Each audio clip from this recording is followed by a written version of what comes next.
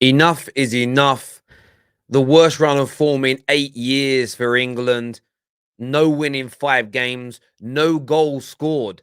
No goals scored in 456 minutes with the likes of Harry Kane, Raheem Sterling, Jack Grealish, Phil Foden, bukayo, Saka, and much more at your disposal. This is a felonious, criminal piece of management that we've got going on right now. A lack of coaching, a lack of system within the England team. We can't get it right. We can't get motoring. We can't get together. We're not producing as a team. And we are 56 days away from the World Cup starting. And I'm not somebody that had any true belief that England were going to win the World Cup. I never do going into these tournaments. There's always hope. And I understand that Gareth Southgate has given England 2 amazing summer tournaments on the bounce, better than we've experienced since 1996, better than we've experienced at a World Cup since 1999, and the best run of tournament form we've had since 1966. And I'll always be grateful for Gareth Southgate for that. But Brendan Rodgers nearly won Liverpool their first league title in nearly 3 decades, and they sacked him when it fell apart. You had Rafa Benitez at Liverpool that almost won them the league title. He won them a Champions League, but when it started to fall apart, they let him go.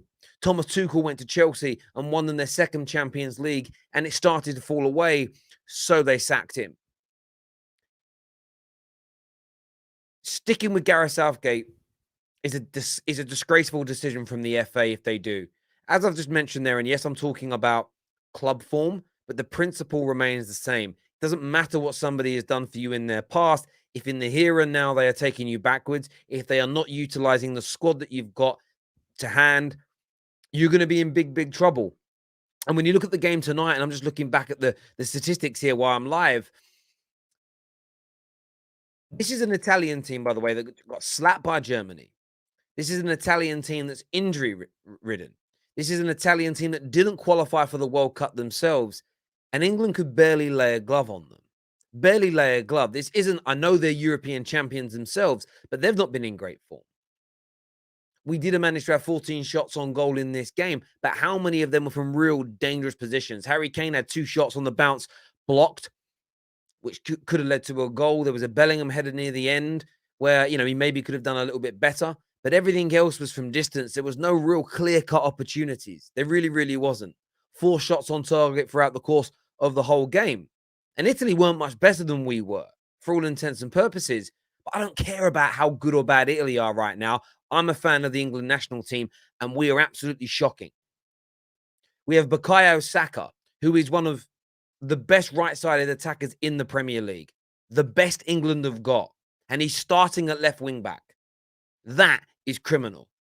We have Jack Grealish, who may not have been in great form for Man City, but in an England shirt, he always moves the needle. He came on and he was getting kicked and pulled down, and he was helping us to break more lines. It's one of the first times I've seen Jude Bellingham start in an important game. We should have had a more progressive midfield for a time. He did what he needed to do, but the players around him were struggling.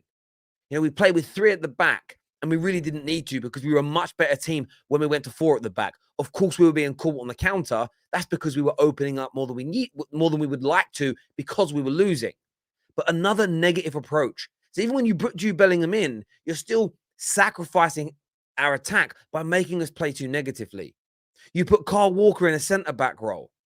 He's not that good.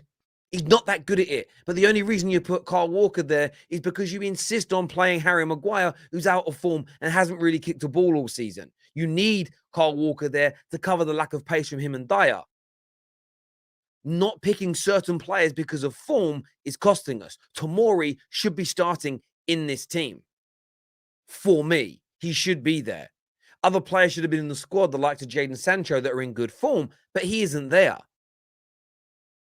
And I look at the way England play, I look at the reactive substitutions, the negative approach, the lack of coaching, and the fact that Southgate, he may have got a tune out of these guys at a couple of tournaments, but this team is standing still. This team is not going to progress further. This team is going to go backwards. And it's such a shame because they could actually have a good World Cup. Now, I mean this. England should sack Gareth Southgate before the World Cup. As I say, the negative tactics, the football in itself is non-existent, and they're too reactive with the substitutions. Save the World Cup. Move him on.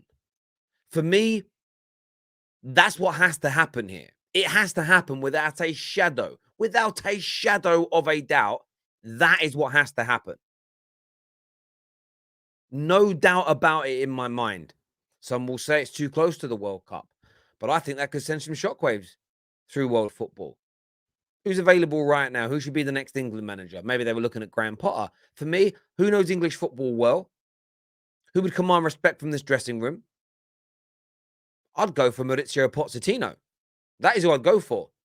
I know it's 56 days until the World Cup kicks off. There's one more game. He isn't going to get any real time with the squad. But we ain't achieving anything with Southgate at this World Cup, in my opinion, either way. So people say we're throwing away a tournament. We're throwing it away by keeping Southgate. So even if you're right and sacking him won't improve anything, at least the new manager's there. At least the new manager gets a chance to take a look at his team. At least there'll be almost no expectation on him. Maybe the team go into this tournament a little bit more relaxed. It's absolutely shocking. And I'm just embarrassed. I'm embarrassed with the way we're playing football. I really, really am. Saka should be starting on that right-hand side. You know, we should have the approaching games. We should have brought Jack Grealish on sooner. Why is Luke Shaw coming on? Why are we doing this? It's absolutely ridiculous to make this decision. Bring another fullback on. Go to a back four. Bring Grealish on, but you move Saka to that right-hand side of the attack. Best in the league. Best English right-sided attacker we've got. On form and everything. You know? That's what he needs to be doing. But he's weak, Southgate. He doesn't care about winning. He doesn't want to lose. And the problem is his negativity and his approach has worn thin with this squad. And it isn't working. And we've got such great talent out there. Such great talent. Whether they're being played or whether they're being played wrong. When you think of the Fodens, the Bellinghams, the Kanes, the Sterlings of this world, the Tomoris, Reece James, Trippier, Trent, there's talent out there, and it is not being utilized to its full potential. There's arguably another golden generation here, barring our centre-backs. I don't think we've got a golden age of centre-backs that is going to be wasted by negative fossil football. And I want the FA to act. Now, I don't think they will. I don't believe he'll be sacked, but they should goddamn get it done.